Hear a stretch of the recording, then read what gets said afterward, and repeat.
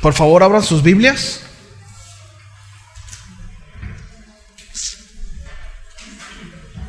En la carta a los Efesios, vamos a leer el capítulo 1, versículo 11. Hoy este es un tema también que no tiene que ver con la serie. De hecho, esta serie de fin de año la comenzamos la próxima semana. Sí. Y bueno, este tema se titula Dios digno de confianza. ¿Cuántos lo creen? Dios digno de confianza. ¿Sí? Efesios 1:11. ¿Ya estamos ahí? Bien. Dice: en Él asimismo tuvimos herencia, habiendo sido predestinados conforme al propósito del que hace todas las cosas según el designio de su voluntad. ¿Me acompaña a orar? Señor, muchas gracias. Gracias por este tiempo. Gracias, Señor, porque permites que seamos expuestos a tu palabra. Señor, permite que la abracemos. Encuentra en nosotros un corazón que desea, Señor, ser instruido, que desea ser guiado a la luz de las Escrituras. Señor, que haya humildad, sencillez y gracia, Señor, no solo en mis hermanos, sino también en mí, para poder compartir tu palabra. Reconocemos, Señor, nuestra necesidad que tenemos de tu intervención en nuestras vidas. Te lo pedimos en el nombre de Jesús. Amén. Amén. Bien. En la Biblia nosotros encontramos muchísimos pasajes que hablan de Dios como un Dios fiel. Sí. De hecho, ahí en Apocalipsis, al final lo vamos a ver, pero refiriéndose, ¿no?, a este Dios juez, ¿no? Dice que juzgará a las naciones. Está hablando acerca de Cristo. Se refiere a Él como el Dios fiel, ¿no?, y verdadero. ¿Sí? Está a punto de viciarse aquí. Entonces, en las Escrituras encontramos la premisa que por cuanto Dios es fiel, bueno, es digno de nuestra fe y nuestra confianza. ¿Sí?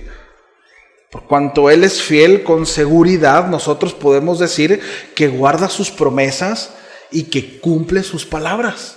¿Sí?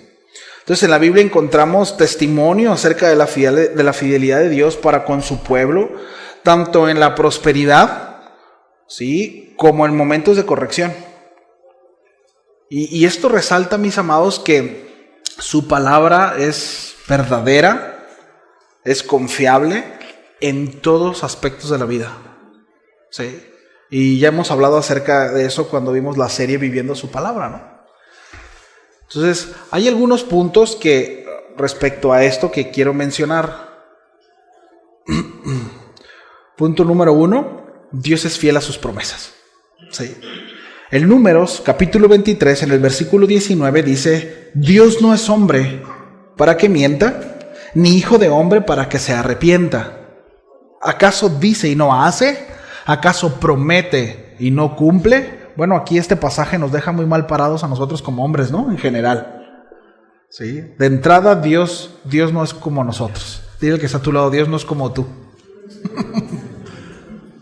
Dios no es como nosotros. Y mire, ya hemos hablado mucho acerca de esto, pero aún el hombre con sus mejores intenciones no tiene la capacidad de responder como Dios, porque nosotros estamos sujetos a las circunstancias. ¿Cierto? Se nos puede ponchar el carro, nos podemos enfermar y pueden pasar 1,000,000 de cosas, pero a Dios no se le poncha el carro ni tampoco se enferma. Así que Dios no llega tarde. Por tanto, lo que dice, lo hace, y lo que promete, lo cumple, ¿verdad? Gracias a Dios por eso, ¿verdad? Entonces, este pasaje es un recordatorio precisamente de la naturaleza inmutable de Dios. Y eso significa que Dios no tiene variación. Él es el mismo, ¿sí? No cambia. Él no es como nosotros, como seres humanos, que pueden fallar o que pueden cambiar de opinión. Porque muchas veces cambiamos de opinión, ¿cierto? Y muchas veces para bien, porque nosotros estamos en una constante aprendiendo. Y conforme vamos creciendo, vamos corrigiendo cosas. Y vamos cambiando, ¿cierto? Antes me gustaba una cosa y después descubrí otra mejor que esa, ¿no? Antes me gustaba la nieve de fresa, pero cuando probé la de pistache me doy cuenta que la de pistache es mejor que todas las nieves, ¿no? Bueno, Dios no tiene ese problema, ¿sí? O Dios no aprende. ¿Sabía eso? Es decir, Dios no va aprendiendo. Dios no va ganando conocimiento. Dios tiene el conocimiento. En Él está el conocimiento y la sabiduría. ¿Desde cuándo? Desde siempre.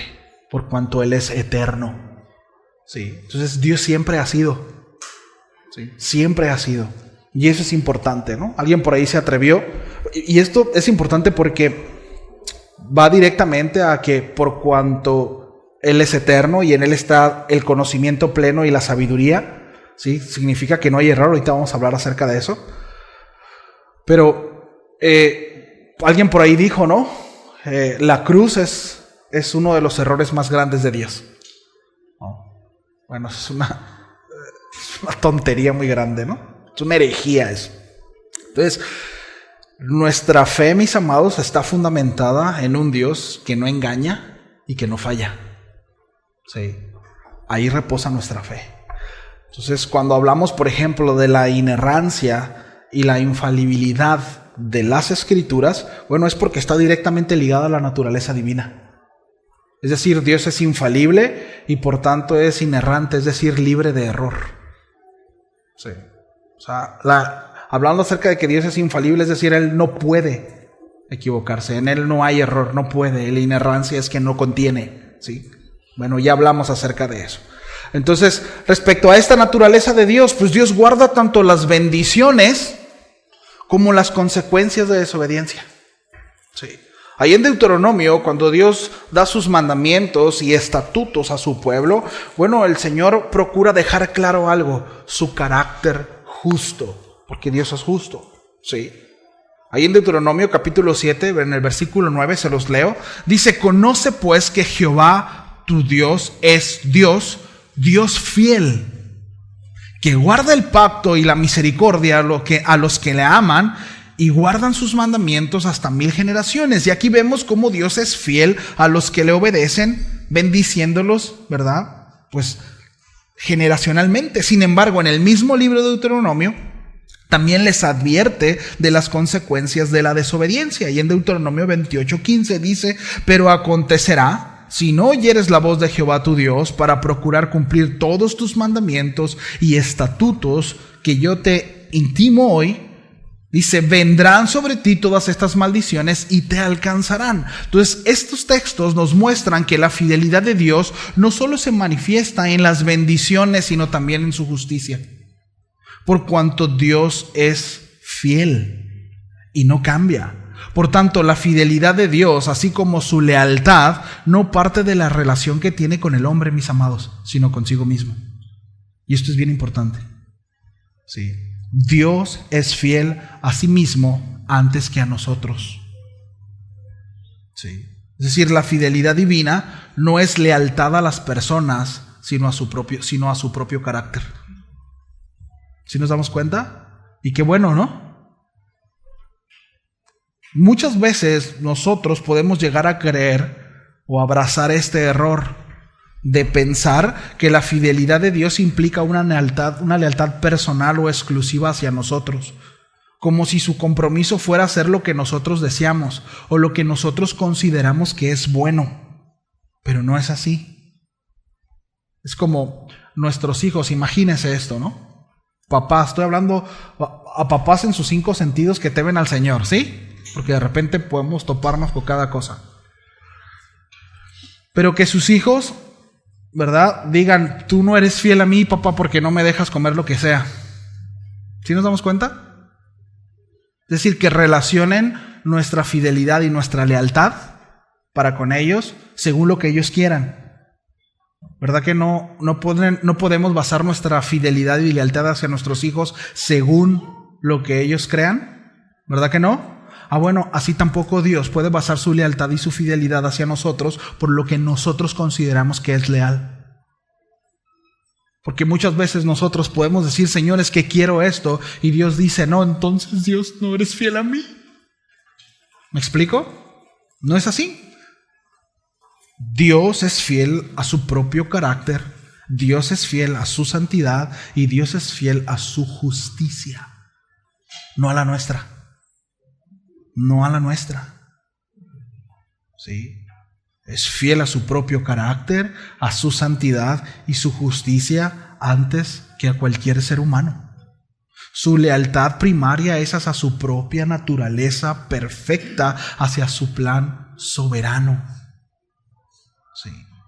Entonces, muchas veces nosotros limitamos la fidelidad de Dios con cosas buenas que nos llegan a pasar, ¿no? Por ahí, ¿verdad? Me regalaron unas chanclitas nuevas y decimos, ay, Dios es fiel, ¿no? Que tengo chanclitas nuevas.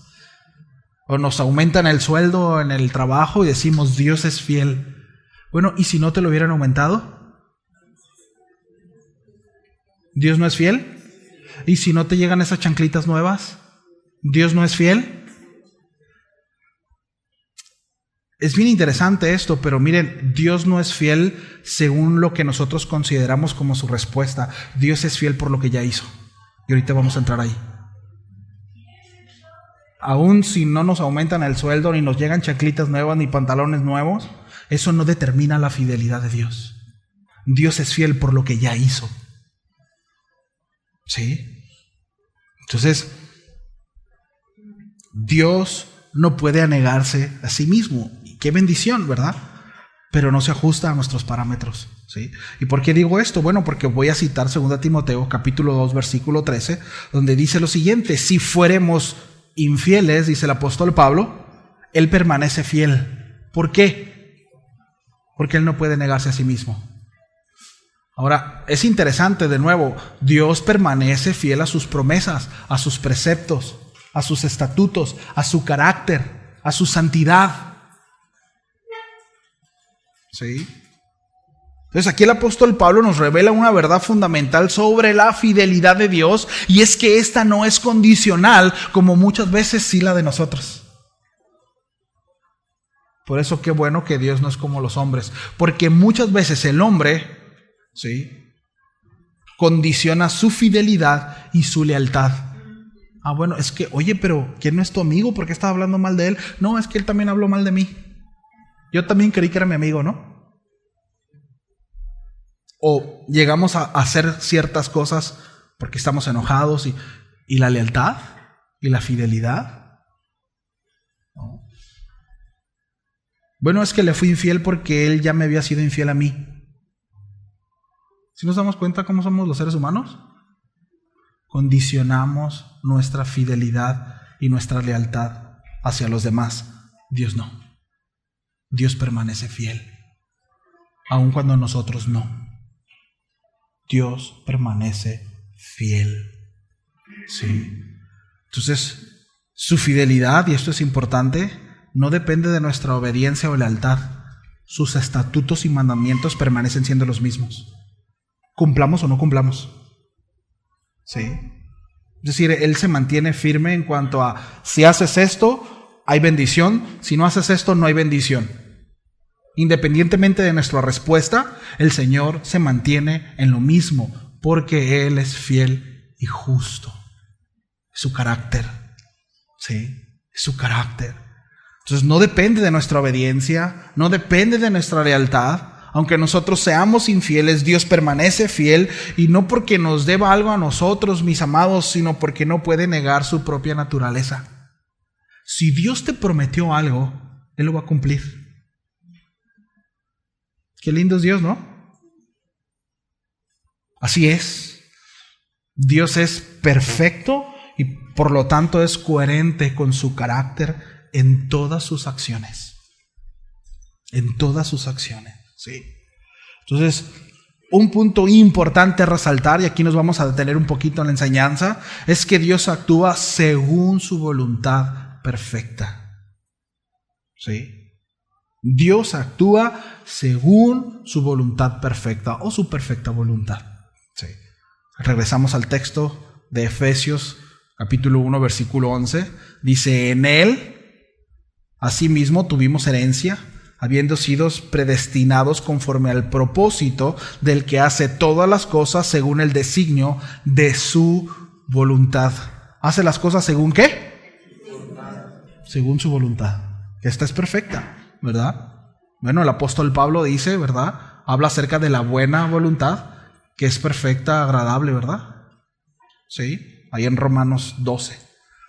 Entonces, en el contexto del pasaje anterior, Pablo utiliza la frase el cumplimiento de los tiempos.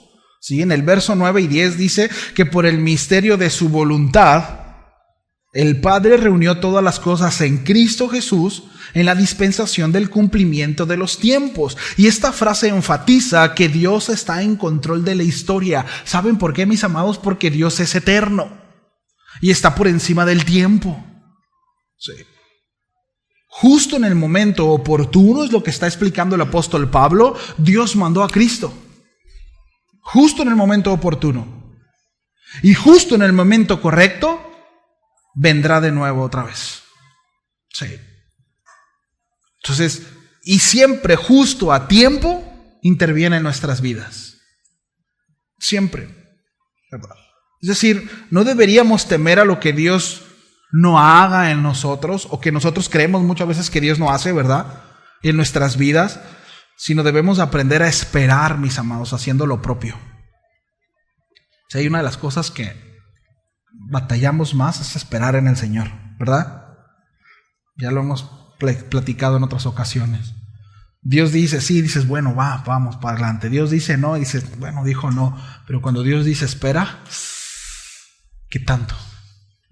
¿No? ¿Qué tanto, Señor?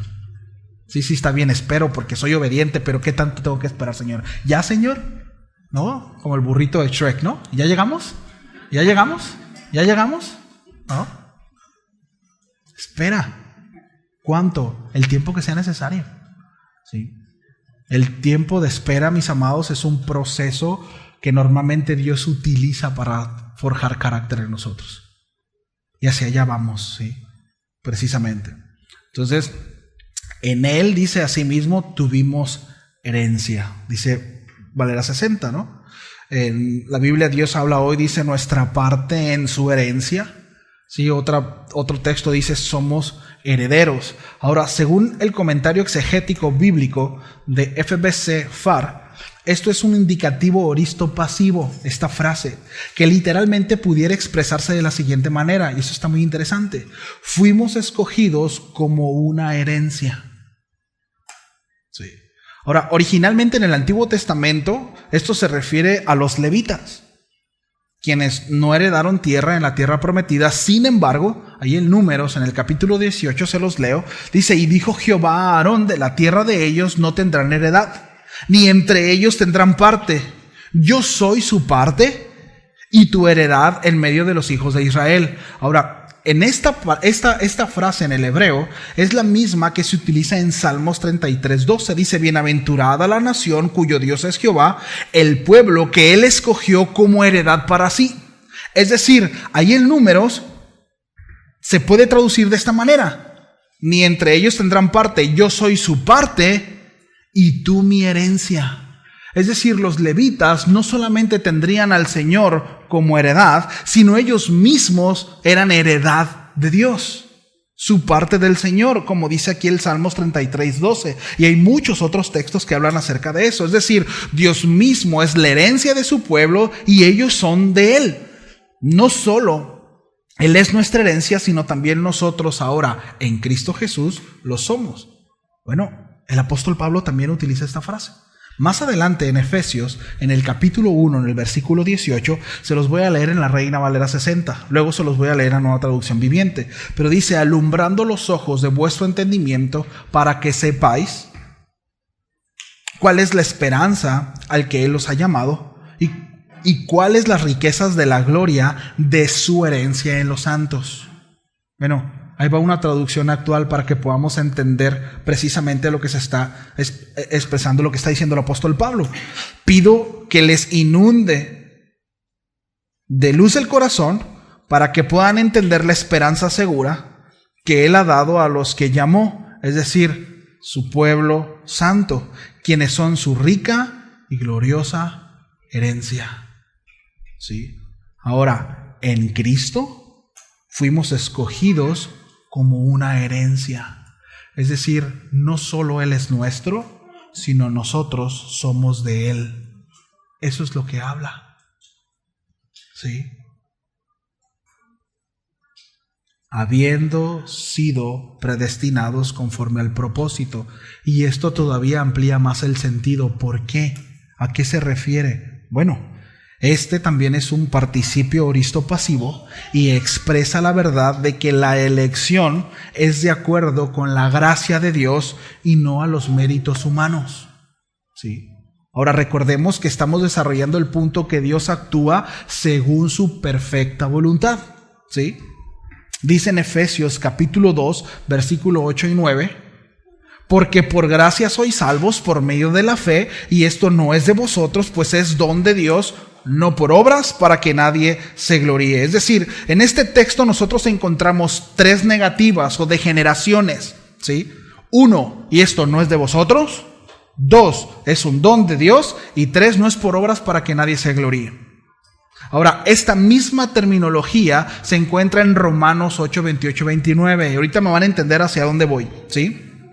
Dice, y sabemos que a los que aman a Dios, todas las cosas ayudan a bien, esto es, a los que conforme a su propósito son llamados, para que los que antes conoció, también los predestinó. ¿Para qué?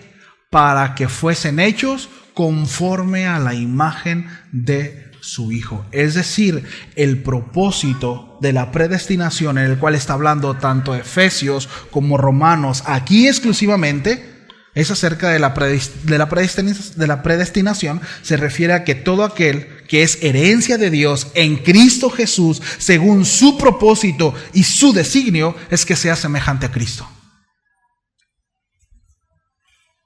¿Ya? Y por cuanto somos semejantes a Cristo, somos herencia del Padre, porque es Él en nosotros.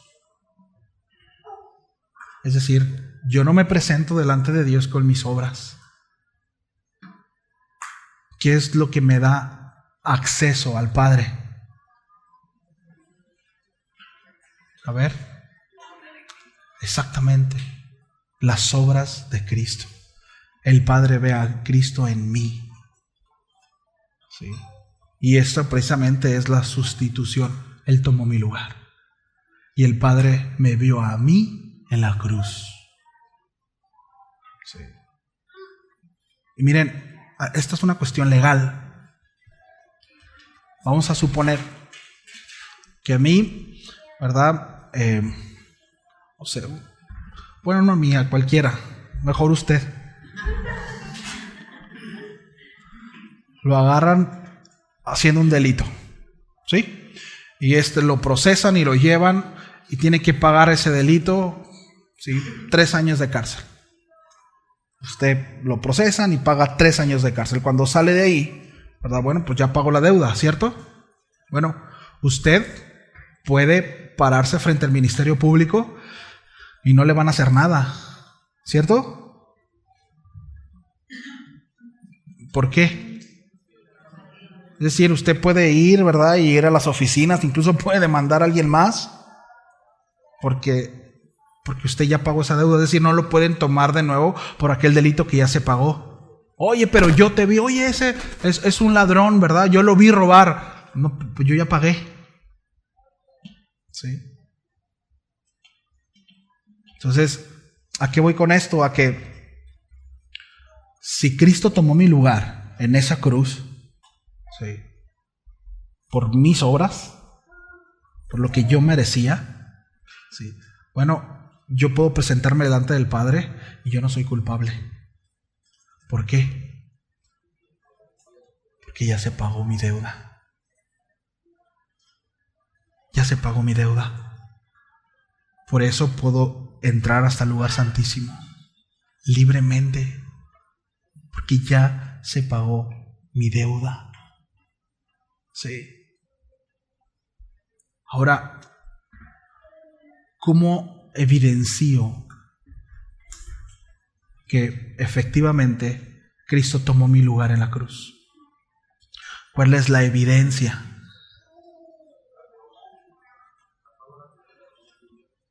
el carácter de Cristo en mí. Sí, es decir, el Hijo, el carácter del Hijo, la semejanza del Hijo empieza a crecer, hacia allá nos lleva. Es precisamente el proceso de regeneración, la santificación, es lo que hace el Espíritu Santo en cada creyente. Empieza a forjar el carácter de Cristo. Entonces ya me empiezo a parecer menos a mí mismo y empiezo a parecerme más a Cristo.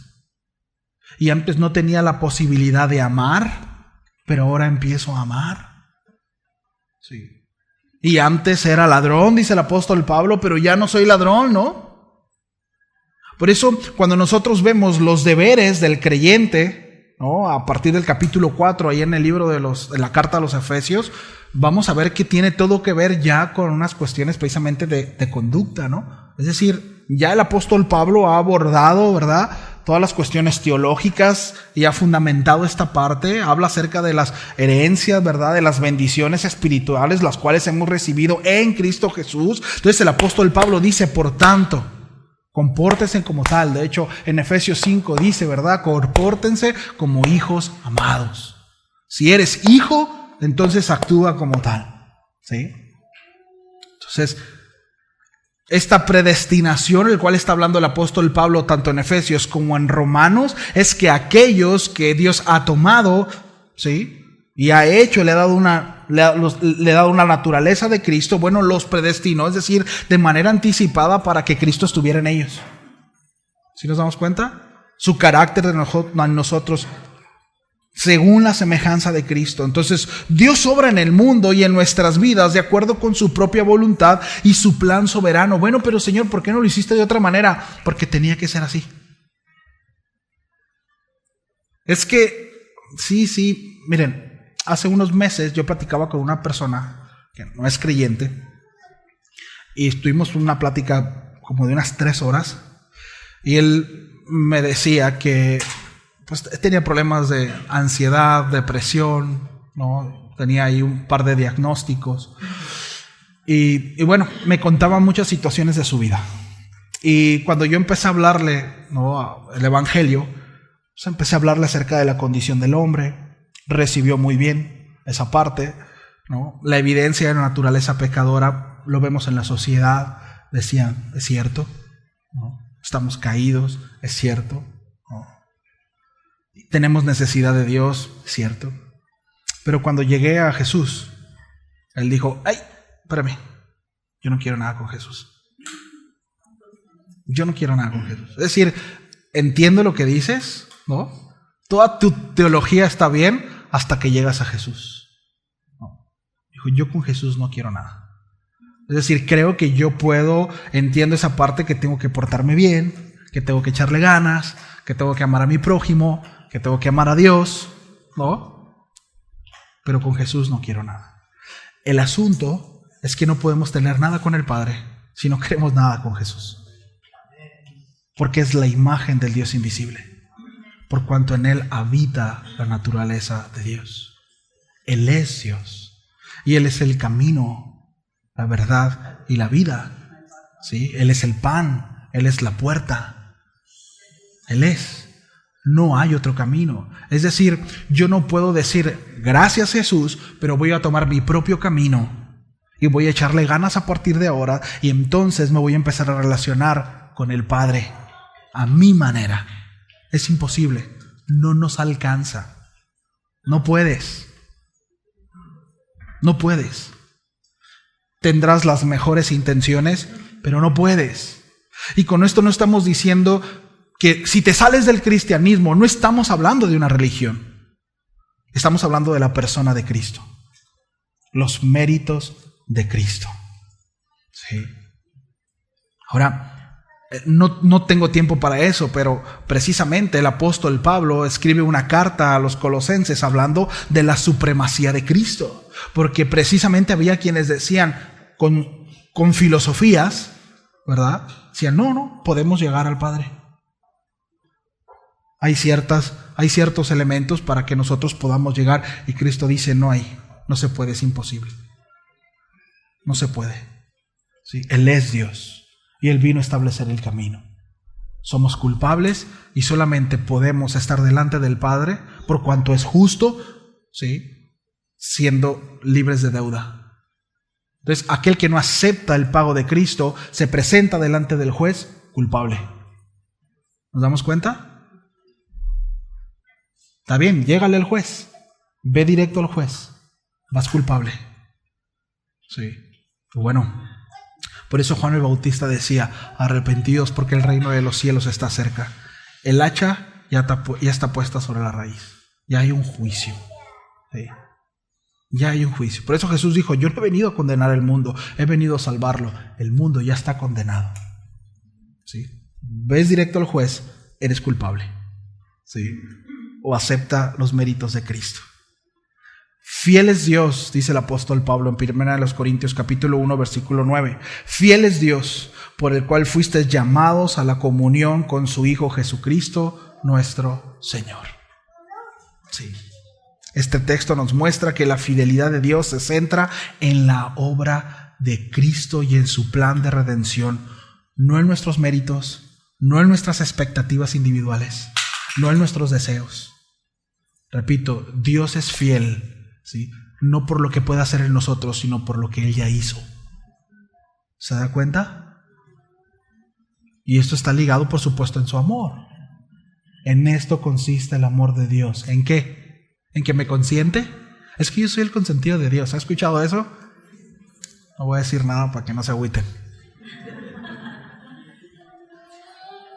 En esto consiste el amor de Dios, en que siendo unos otros pecadores, Cristo murió. De hecho, Cristo tomó nuestro lugar. De tal manera nos amó. Entonces, Dios es fiel en cumplir sus promesas de salvación en Cristo, porque es fiel a su propio pacto, hecho desde la eternidad, mis amados, y no porque Él nos deba lealtad personal a nosotros, ¿sí?, a nosotros como individuos. Miren, Dios no le debe nada a usted, ¿sabía eso? Por eso es muy chistoso de repente, y yo sé que esto es muy de la naturaleza caída, ¿verdad?, del pecadito que anda por ahí todavía en este cuerpecito, ¿verdad? Pero de repente que como seres humanos, ¿no?, creamos que a Dios le hacemos deudor. Pero eso es una herejía, mis amados. Escúcheme bien, es una herejía decir: Dios, te doy tanto y te hago deudor, espero tanto de vuelta. Es una tontería, es una herejía. ¿Sí? Entiéndase. A Dios no podemos hacerle deudor. A Dios no podemos comprometerlo con nada. Con nada. Y hay otra cosa que es importante. Usted no le debe nada a Dios. ¿Cómo? Mire, de nuevo, si nosotros, ¿verdad?, quisiéramos pagarle a Dios, ¿cómo lo hacemos? Entonces Dios, ni Él es deudor de nosotros, ni nos hace deudores a nosotros. Entonces, en ese sentido, el apóstol Pablo, hay un par de palabras que utiliza para poder expresar su agradecimiento al Señor, ¿no? Pero si Dios en su obra nos hiciera deudores, estaríamos condenados a muerte, mis amados. De nuevo. Qué lindo es Dios, ¿no? Qué es bueno es el Señor. Sí. Entonces, la fidelidad de Dios, ¿sí?, no le hace deudor a nosotros, pero tampoco nos hace deudores a Él. Somos libres en Cristo. En Cristo Jesús. Entonces, cuando nosotros entendemos que Dios es fiel a sí mismo antes que a nosotros, bueno, se corrigen dos errores comunes. Uno, que no confundamos la fidelidad con obligación personal. Y dos, que la fidelidad de Dios no implica que siempre recibiremos lo que nosotros pedimos. ¿Sí? Dos errores muy comunes, ¿no? Cuando hablamos de la fidelidad de Dios, podemos pensar erróneamente que Dios está obligado a darnos lo que queremos, ¿sí?, a protegernos siempre, ¿verdad?, de todo mal, porque Él es fiel. Entonces nos va a librar de todas las circunstancias malas que podamos vivir en este mundo. No, de hecho, Jesús fue claro: en el mundo tendréis aflicción. Pero ¿en dónde se muestra su fidelidad? Pero confiad, dice: yo he vencido el mundo. ¿cierto? Yo estaré con ustedes todos los días. Y ese todos los días implica los días malos. Es decir, cuando estamos pasando por una situación de angustia y de dolor, de mucha aflicción, Dios está ahí y Dios sigue siendo fiel, mis amados. Su fidelidad no varía. Su fidelidad no va en aumento o va bajando de nivel según nuestra respuesta. No es así. Él es fiel, aun cuando nosotros seamos infieles. Él permanece fiel a sus promesas. ¿Sí? Entonces, repito, la fidelidad de Dios no significa que Él está comprometido a cumplir nuestras expectativas personales. Así que si usted está orando al Señor por algo en particular y el Señor no se lo da, no es porque Dios no sea fiel. Sí, es porque Dios sabe quedarnos. Iba a decir, Dios no le da a las alacranes, pero mejor no, porque se van a agüitar. Dios sabe quedarnos, mis amados. Y confiemos en eso, ¿no? O sea, si nuestros hijos nos piden todos los días pizza, ¿verdad que no se los vamos a dar? Porque les va a hacer daño, ¿no? Bueno, igual muchas veces nosotros, Santiago instruye respecto a eso, ¿no? A la oración. No, Dios sabe quedarnos. Sí.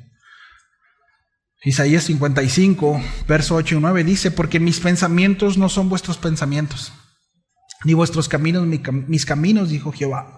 Como son más altos los cielos que la tierra, así son mis caminos más altos que vuestros caminos, y mis pensamientos que vuestros pensamientos. Bueno, este pasaje nos recuerda, ¿verdad?, que no podemos entender a Dios de bote pronto. Imposible. Sí. Los caminos y pensamientos de Dios están mucho más allá de nuestra comprensión. Su fidelidad consiste en que Él siempre hará lo correcto conforme a su sabiduría, que es perfecta, ¿sí? Y no necesariamente, de nuevo, lo que nosotros pensamos que es mejor. ¿Sí? A.W. Tozer, él comenta lo siguiente respecto a la fidelidad.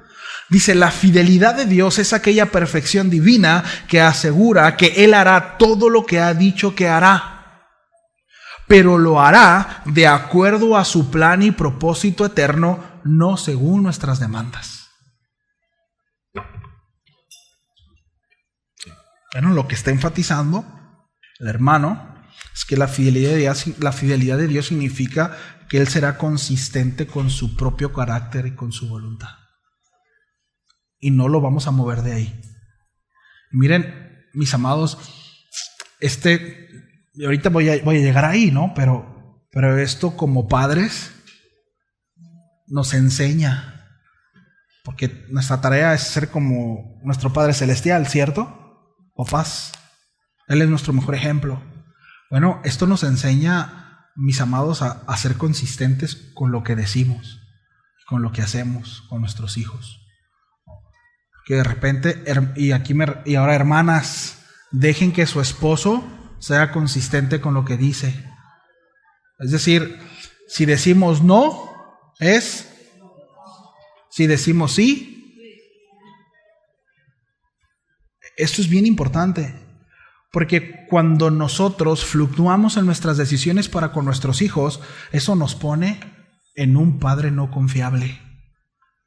Que mi papá siempre anda cambiando de opinión. Un día dice sí, luego dice no, a veces que más o menos, y a veces que no tanto, ¿verdad? Y depende cómo ande. Si yo ya ando buena onda, sí te dejo. Si no ando buena onda, no te dejo.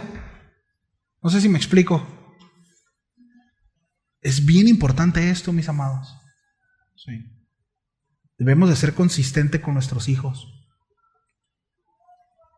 Entonces, el hecho de que Dios sea fiel, ¿sí?, no significa que Él se subordina a nuestras preferencias, sino que Él es fiel, de nuevo, a su naturaleza perfecta y a sus promesas eternas. Y eso es una bendición, mis amados, porque sus promesas no cambian según nuestras circunstancias. Es decir, si Dios dijo sí, ay, pero pobrecito, ay, el ángel está pasando mal. Bueno, Señor, bueno, hijo, ¿sabes qué? Siempre no, porque me dio cosa, porque estás viviendo esto. No sé si me explico. No, Él se mantiene. ¿Y quiénes son los que tenemos que corregir? ¿Quiénes son los que tenemos que regresar? Nosotros, no Dios. Pero muchas veces como padres nosotros les enseñamos a nuestros hijos que esta es la manera correcta. Y tristemente así es como ellos pretenderán relacionarse con Dios. Que cuando lloran, convencen a papá. Que cuando hacen berriches, entonces consiguen lo que quieren. Bueno, con Dios no es así. Tires al suelo el tiempo que quiera. Mire, ayune 3 meses seguido y vaya al hospital si quiere. Si Dios dijo no, es no. Que de repente se malutiliza, ¿no? El ayuno. Creemos que es como la herramienta que le hace manita de coche a Dios. Ay, pobrecito, ay, mira la cara, ya tiene mucha hambre, ¿verdad? Bueno, pues sí. No, Dios no es así. Y no estamos demeritando el ayuno. Pero ese no es el sentido del ayuno. Sí. Así como también la oración. Mucho que aprender acerca de eso. Pero sus propósitos y su plan está por encima de los nuestros. Y normalmente cuando nosotros vamos a Él, bueno, los que ajustamos somos nosotros. Nosotros ajustamos al plan del Señor. ¿Sí? Entonces, si entendemos que el propósito y el plan de Dios es formar a Cristo en nosotros, su fidelidad en la corrección se verá presente. Sí o sí. ¿Verdad? Hebreos 12:6 dice, porque el Señor al que ama, disciplina y azota a todo aquel que recibe por hijo. Sí. Entonces Dios muestra su fidelidad incluso cuando corrige a sus hijos. Al igual que un padre que ama, bueno, Él no deja que sus hijos sigan en caminos del error, sino que los disciplina para su bien y para su restauración. ¿Sí?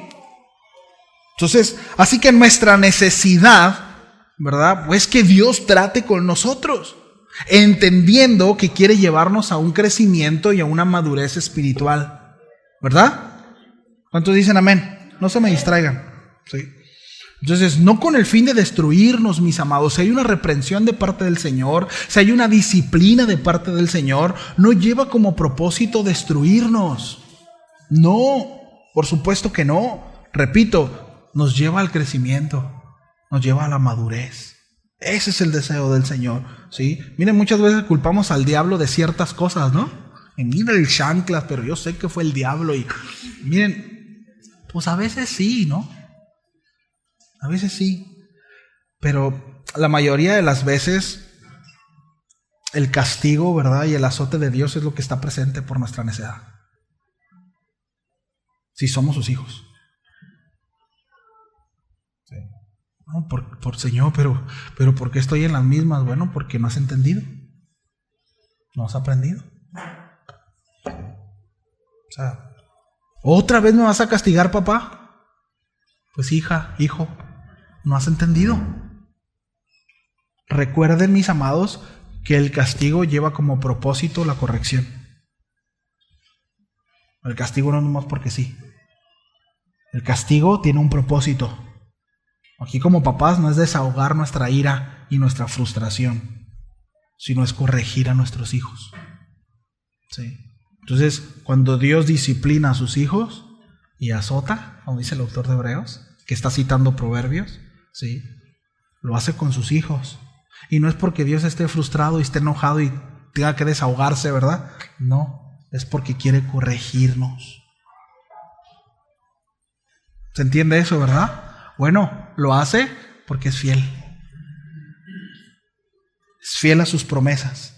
Por tanto, es fiel a los suyos, a su pueblo. Entonces, la fidelidad de Dios es una certeza, mis amados, por cuanto Dios es inmutable. ¿Sí? Los atributos de Dios o el carácter de Dios es posible por la razón de que Él es Dios. ¿Sí? Deuteronomio 32:4 dice: Él es la roca cuya obra es perfecta, porque todos sus caminos son rectitud, Dios de verdad y sin ninguna iniquidad en Él. Es justo y recto. Ese es nuestro Dios. Ese es nuestro Dios. ¿Sí? Dios de verdad. Esta palabra en el hebreo es Jehová el Emet, que significa Dios fiel y verdadero. Y deriva de una palabra hebrea que es emuna, que habla de quedarse quieto. Y esto precisamente refiere a que Dios no varía en sus decisiones, no cambia de decisión. Dios se planta en una posición y se queda quieto, no cambia de opinión, no fluctúa, no vacila entre dos ideas, ¿sí? Dios piensa de la misma manera siempre. Hace 5,000 años pensaba Dios de una manera y hoy sigue pensando igual, ¿sí? Igual. Hace un tiempo platicaba con un joven, muy adolescente, no de aquí de la congregación, pero me decía, bueno, es que la Biblia pues fue escrita hace muchos años, ¿no? Entonces pues, la sociedad ha cambiado igual y Dios piensa diferente respecto a las relaciones humanas, ¿no? Y él se estaba refiriendo precisamente a las preferencias sexuales, ¿no? Que hay ahora. Y le digo, pues es que el asunto es que Dios no cambia. O sea, aun cuando nosotros cambiamos y aun cuando nosotros vamos, el parámetro moral va cambiando, ¿no? O sea, antes, esto lo platicaba con ustedes hace un tiempo, ¿no? Pero, ¿se acuerdan de la famosa canción de Lambada y su baile prohibido? ¿Se acuerdan? Eso no es nada, ¿no? A lo que de repente se puede ver hoy en día. Y en aquel entonces, ¿no? Para la sociedad era algo sumamente escandaloso. Y ahí nos damos cuenta cómo la moral del hombre va variando según su contexto. Y cada vez puede ser más permisible en cosas que ve, que oye, que habla. El asunto es que para Dios no. Para Dios lo prohibido es prohibido siempre. Para Dios lo bueno es bueno siempre. ¿Sí nos damos cuenta? O sea, no cambia. Nosotros sí cambiamos. Nosotros sí cedemos. Nosotros sí nos acostumbramos y decimos, bueno, eso no está tan mal. Para Dios no. Dios es el mismo. Por eso es confiable. Por eso es un Dios digno de confianza. Porque es el mismo. ¿Sí? Es inmutable. Entonces, repito, Dios se planta, Jehová Lemed, ¿no? Se planta en una posición, se queda y no varía, ¿sí? No fluctúa, no vacila entre dos ideas. Es el mismo. Dios piensa de la misma manera, siempre, desde la eternidad hasta la eternidad. Entonces, esto habla de que Dios es confiable y verdadero. Dios está perfectamente establecido y todo lo que Dios establece es totalmente seguro, confiable y permanente. Por eso, mis amados, miren, aquí voy a hacer un paréntesis. Cuando usted se compromete en el matrimonio delante de Dios es para siempre. Usted puede cambiar y decir, bueno, pues es que antes me gustaba más o antes la amaba más o la amaba menos, pero para Dios es igual. ¿Sí? No es como que no, pues es que yo pensé que era diferente. Si Dios estuvo presente en ese pacto y en ese compromiso, para Dios sigue siendo su esposo, su esposa. Aunque ya no le guste igual que antes. Porque Dios es el mismo. Nosotros nos olvidamos de nuestros compromisos, nosotros nos olvidamos de nuestras promesas, a nosotros se nos podrán olvidar nuestros votos, pero a Dios no. A Dios no. ¿Nos damos cuenta? Y eso nos compromete, ¿eh? Miren, yo les enseñaba a los muchachos hace unas semanas acerca de precisamente la eternidad de Dios, ¿no? Que es un concepto difícil. Hablar acerca de los atributos de Dios es complicado, porque estamos muy limitados. Pero hablar de la eternidad de Dios es que Dios está presente en el pasado, presente y futuro. Es decir, Dios está presente en 10 años, porque Él no está dentro de nuestra línea de tiempo. ¿Lo vemos? ¿Sí? Bueno, ¿qué tan presente tiene su matrimonio y su pacto, su compromiso? Es como si Él lo viviera hoy. ¿Sí? Por eso nuestras promesas y nuestros compromisos con Dios, sí, los debemos de tomar en cuenta. No puede ser a la ligera. No podemos estar fluctuando entre una cosa u otra. Sí, Señor, ahora sí, mira, Señor, pero si me das esto, Señor, si me das, mira, te prometo. Y de repente llega y ni sus luces. Pero Dios no es como tú. Dile que está a tu lado, Dios no es como tú. Sí. Apocalipsis 19, verso 11 al 13. Entonces vi el cielo abierto, dice el apóstol Juan, y he aquí un caballo blanco, y el que lo montaba se llamaba. Dice, y con justicia juzga y pelea. Nosotros libramos peleas injustas, amados. Él no. Nosotros libramos peleas injustas. Muchas veces nosotros, miren, nos enojamos y hacemos cosas que después nos avergonzamos porque estamos equivocados. Miren, les voy a platicar una que me pasó junto con Bogdan. Fue culpa de Bogdan. ¿Se la platico o me apuro? Platíquenla. El chisme, hermanos. Vamos a hablar de chisme. Vamos de nuevo. No, está bien, lo platico. Pero hablando acerca de peleas injustas, mire, hace algunos años Bogdan y yo estaba yo trabajando con él, ¿no? Estábamos haciendo algo en una casa.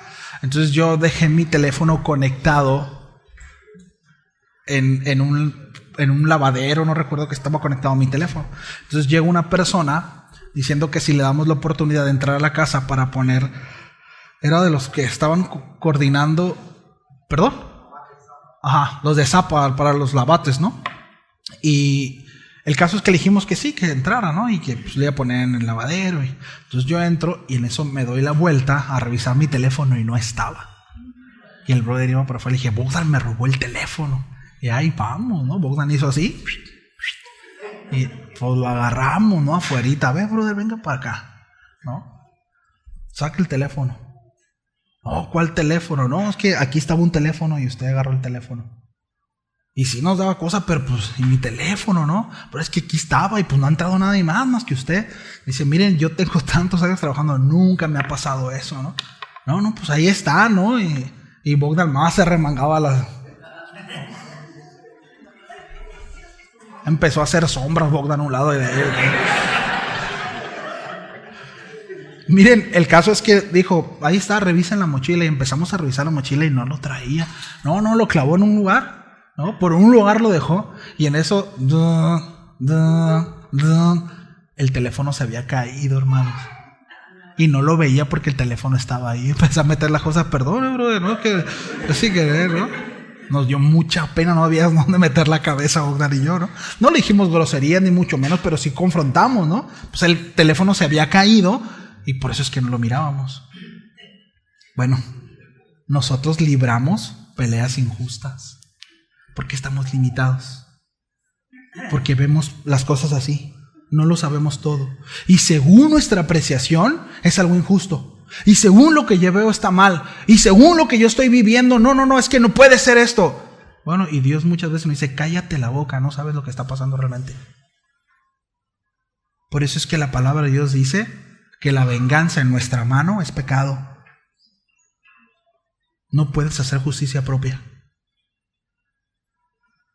O sea, nuestra ira no lleva a obrar la justicia de Dios, porque estamos limitados.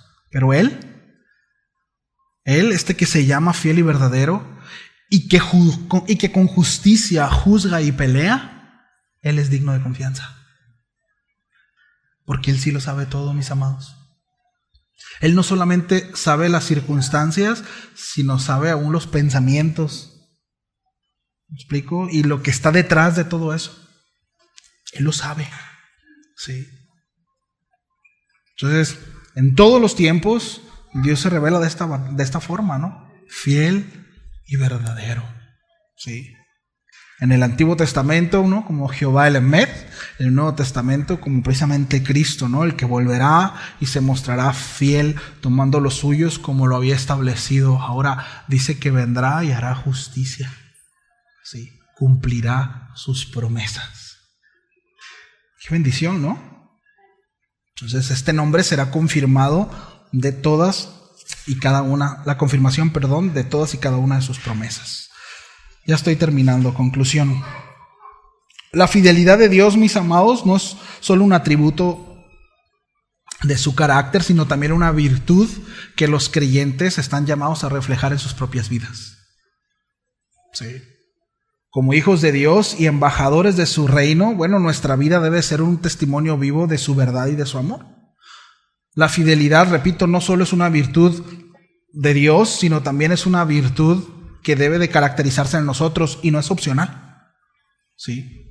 No es opcional, es esencial. ¿Por qué? Porque somos llamados a ser portadores de su palabra y representantes de su reino. ¿En dónde, mis amados? En un mundo que necesita precisamente ver el reflejo y el carácter de un Dios fiel y justo. Sí. Porque si hay algo que del que el mundo carece, es precisamente de la fidelidad y de la justicia. ¿Cierto? Es terrible. Hace unos días me hablaba un amigo que se enteró de unas situaciones, ¿no? Gubernamentales, pues, chuecas, ¿no? Me decía, brother, tengo ganas de llorar, de impotencia, de ver tanta corrupción. Dice que no podemos hacer nada. Si tengo ganas de llorar, Ángel, me dice. Sí, así se rige el mundo. El mundo es corrupto, perdón. Es corrupto. Sí. No conocen lealtad, no conocen la fidelidad, no conocen la justicia. Nosotros sí. Por eso nos compromete. ¿Se da cuenta? Sí. Entonces la fidelidad de Dios es un modelo para nosotros. Dios nos llama a ser fieles porque Él es fiel. La fidelidad en nuestro carácter, y esto es importante, no surge, mis amados, de nuestra propia fuerza, sino que también es parte del fruto del Espíritu. ¿Sí? El fruto del Espíritu: amor, gozo, paz, paciencia, benignidad, bondad, fe. Esta palabra fe es fidelidad, ¿no? Mansedumbre, templanza. Entonces la fidelidad es parte, repito, del fruto del Espíritu, de nuestra relación con Él. Si no tenemos relación con Él, imposible. Es cuestión de que la circunstancia lo lleve a sacar, como decíamos la semana pasada, el cobre, ¿no? Sí, le echo ganas, me porto bien, pero es cuestión de que puchen el botón correcto para que salga lo que hay en mí, ¿sí? Pero cuando es fruto es algo natural. Y repito, y esto tiene que ver con una relación con Dios. Estar relacionado con Dios, estar en una constante comunión con Él, ¿sí? Entonces, mis amados, somos portadores de su palabra. Como creyentes somos embajadores de Cristo, según el apóstol Pablo. Y esta es una gran responsabilidad, ¿eh? Cuando el apóstol Pablo habla ahí a 2 Corintios 5:20, que habla precisamente de que somos embajadores de Cristo. A ver, no se los estaba diciendo la congregación más pura y santa, ¿eh? Sin embargo, por cuanto la vida de Cristo moraba en ellos, tenían esa responsabilidad. Porque muchas veces nosotros decimos, bueno, pues en un embajador de Cristo, pues el Bogdan, ¿no? Que predica, el pastor, o es para ciertas personas. No, es para todo creyente, es para todo aquel que tiene la vida de Cristo, tiene este compromiso, ser un representante legal del reino de los cielos. Y la pregunta del millón es, ¿cómo vamos? ¿Qué tan bien representamos al reino de los cielos? ¿Qué tan bien está representado el reino de los cielos en su trabajo, con sus amigos, en su escuela? ¿Está bien representado? Representamos a Dios en este mundo y por lo tanto debemos ser fieles en cómo vivimos, en cómo hablamos y en cómo actuamos, ¿sí?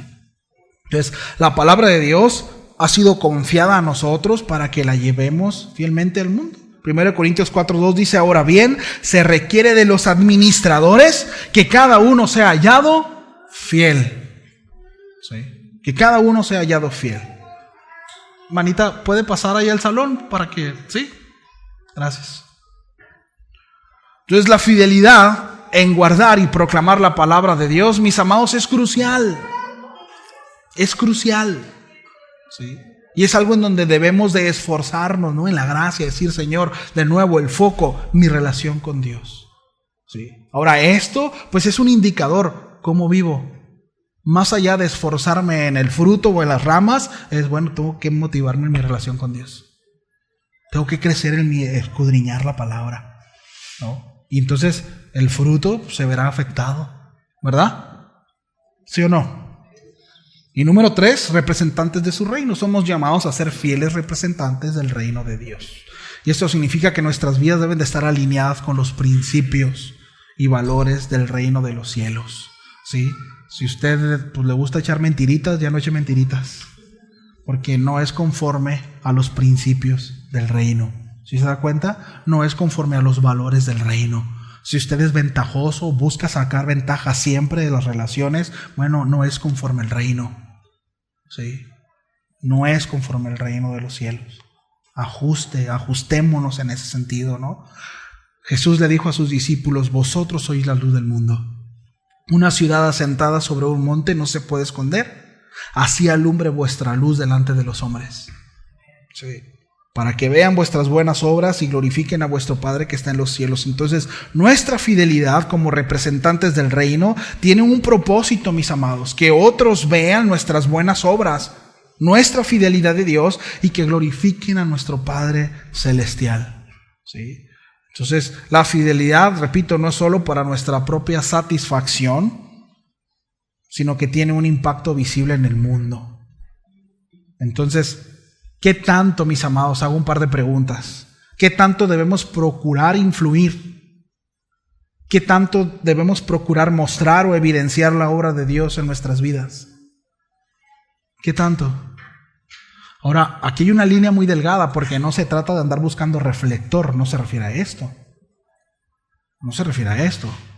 No se refiere a andar, mírenme, ¿verdad? E intentar ser el centro de la fiesta todo el tiempo. No se trata de eso. Se trata que cuando nos vean, que vean a Cristo. Y que se procure. ¿Sí? O sea, ¿qué tanto debemos procurar influir? Un 100%. Sí. No podemos andar en la secreta, ¿verdad? Oye, ¿a poco eres cristiano? Sí, brother. Yo ya tenía 10 años trabajando contigo y no sabía que eres cristiano. Oye, ¿a poco? Sí. Entonces, la fidelidad, mis amados, es un testimonio al mundo. Y que el mundo debe de saber, ¿no? Cito a Charles Spurgeon. Dice: la fidelidad de Dios es la roca sobre la cual descansan todas nuestras esperanzas, dice Spurgeon. Si Dios no fuera fiel, no podríamos estar seguros de ninguna de sus promesas. Sin embargo, su naturaleza perfecta nos asegura que podemos confiar en Él incondicionalmente. En Él estamos seguros. Si alguno se ha preguntado: ¿es correcto seguir el camino del Señor? ¿Estoy en el lugar correcto? ¿Me mantengo o no me mantengo? ¿Doy un paso atrás? Así que si anda como Sergio, ¿verdad? El bailador. Un pasito para adelante y otro para atrás. Bueno, en Cristo hay seguridad. En Él estamos seguros. No hay otro lugar seguro. No hay otro lugar seguro. Solo en Él. Sí, solo en Él. Entonces, final, Dios es fiel no porque nos deba algo, sino porque es fiel a su propia santidad, es fiel a su justicia, es fiel a su amor y es fiel a su palabra. ¿Sí? Su lealtad suprema es hacia sí mismo, y esto es lo que garantiza sus promesas. ¿Sí? Podemos descansar en su fidelidad no porque cumplirá nuestros deseos, sino porque su carácter inmutable y su plan perfecto prevalecerán para siempre. Y la verdadera fe, mis amados, consiste precisamente en confiar en la fidelidad de Dios, no en nosotros mismos, no en lo que podemos hacer, no en nuestras virtudes, si es que hay alguna, no en nuestros talentos, si es que los hay, no, sino en Él. Y en que su voluntad, mis amados, es buena, aunque no siempre coincida con lo que nosotros esperamos, pero todo lo que procede de Él es bueno. ¿Cuántos dicen amén? Damos gracias a Dios por su fidelidad. ¿Sí? Bueno, vamos a ponernos de pie, quienes puedan y quieran hacerlo. Les pido para que pasen.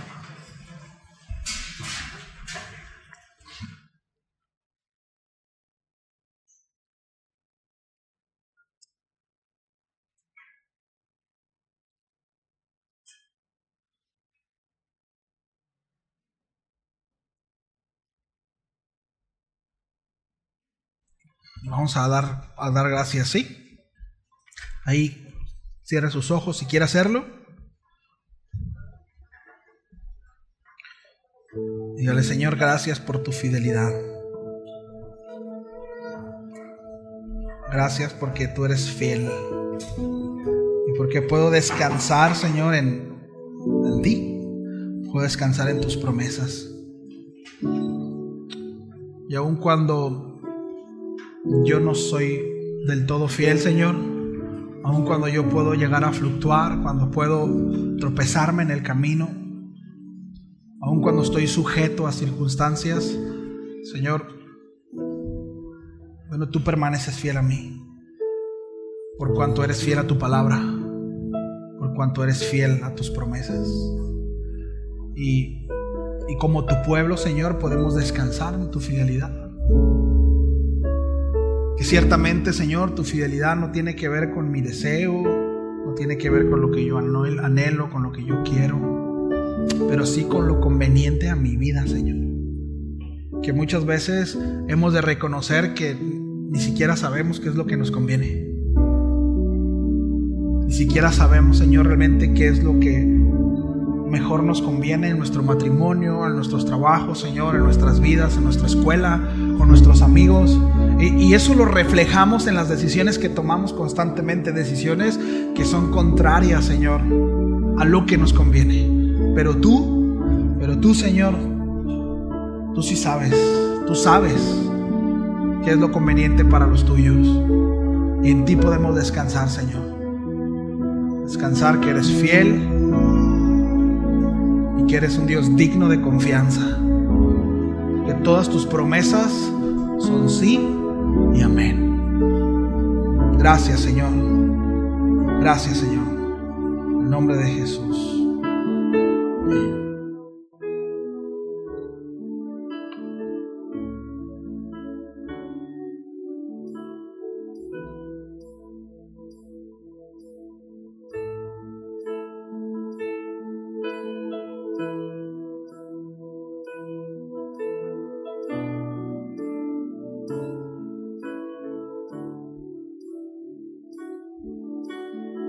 Tomamos este último tiempo para exaltar a nuestro Dios. Él es digno de confianza. Sí, lo hemos visto. Y es tiempo de que alcemos nuestra voz y le cantemos a Él. ¿Lo cree? ¿Lo quiere hacer?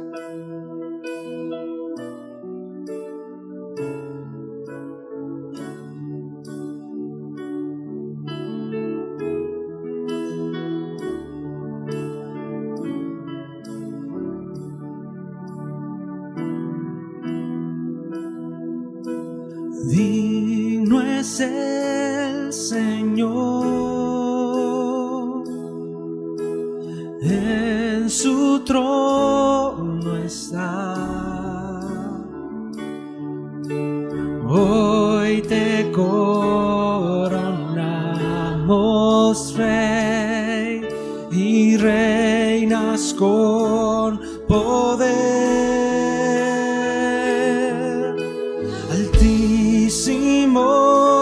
Oh Señor, Jesús, Hijo de Dios, el amado del cielo en la cruz murió. Digno es el Señor. Digno es el Señor. Decimos gracias. Gracias por la cruz, oh Dios. Precio que pagaste por mí, llevando mi pecado allí. Sublime amor, tu gracia me salvó. Gracias por tu amor, oh Dios. Tus manos clavadas por mí, me has lavado, Señor. Conozco hoy tu abrazo y tu perdón. Digno es el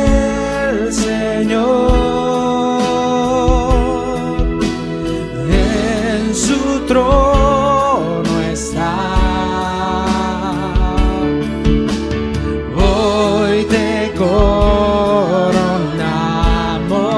Rey y reinas con poder. Altísimo Señor,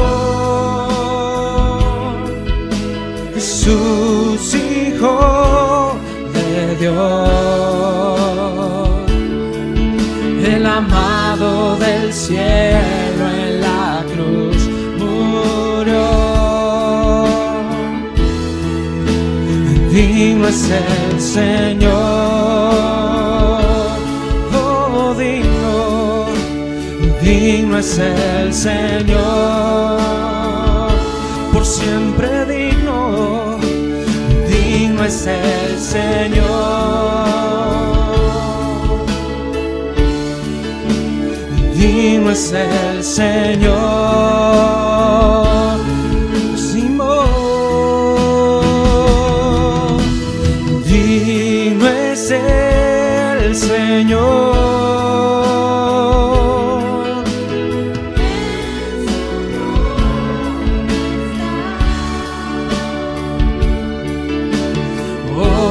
Te coronamos Rey y reinas con poder. Altísimo Señor, Jesús, Hijo de Dios, el amado del cielo en la cruz murió. Digno es el Señor,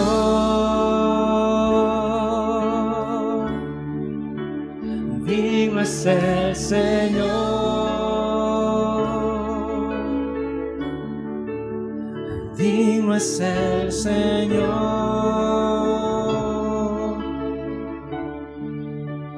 digno es el Señor,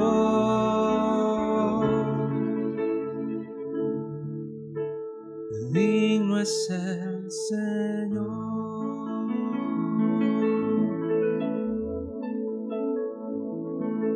Eres digno, Señor. Dedicamos nuestra vida para ti. Gracias por tu palabra, Señor. Gracias por este tiempo. Podemos descansar, Señor, en que tú eres fiel, que permaneces, Señor, y así permaneceremos junto contigo. Gracias, Señor. En el nombre de Cristo Jesús. Amén. Mis hermanos, ¿le parece si brindamos un fuerte aplauso a nuestro Dios?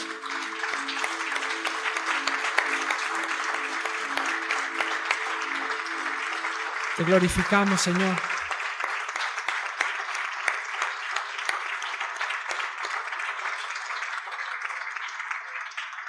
Amén. Muy bien, hermanos, estamos despedidos. Los de la limpieza, por favor, antes de irnos. En 5 minutos nos vemos en el salón grande, ¿ok? Los demás, pues no se vayan volando. Despídase, salúdese y nos vemos pronto.